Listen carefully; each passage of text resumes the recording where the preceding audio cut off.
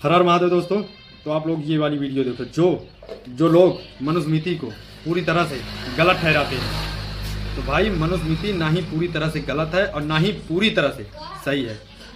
इसमें मिलावट हुई है। तो भाई मैं खुद ही मनुस्मृति को जो कि मैं खुद गलत मानता था, लेकिन कुछ लोग कहते हैं ना भाई कि आधा अधूरा ज्ञान विष के समान होता है। तो आप लोग ये वीडियो देखो।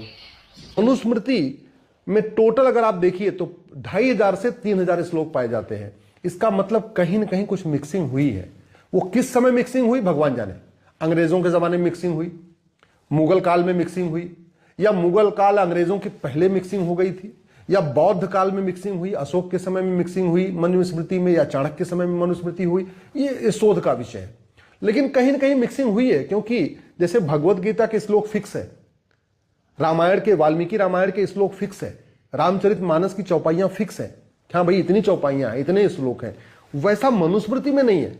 मनुस्मृति में 2500 से 3000 श्लोक पाए जाते हैं। इसका मतलब कहीं ना कहीं मिक्सिंग हो सकती है।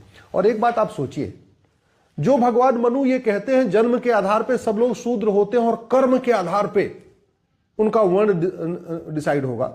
जो भगवान मनु धर्म क्या है अधर्म क्या है इसकी व्याख्या करते हैं, जो पहली बार कहते हैं सबको शिक्षित होना चाहिए, सबको पढ़ना चाहिए, मनुस्मृति में इसका बाकायदा वर्णन है, और सबको समान शिक्षा मिलनी चाहिए इसका वर्णन है।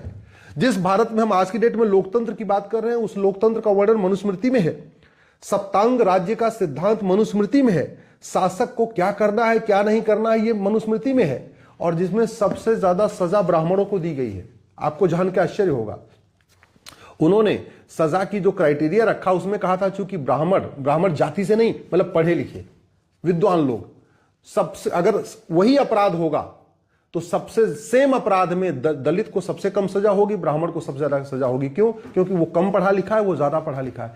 जो उस मनुस्मृति में ये व्यवस्था है, उस मनुस्मृति को जलाया जा रहा है, अपमान किया जा रहा है, और लोग देख रहे हैं, बुद्धिजीवी शांत बैठे हुए हैं।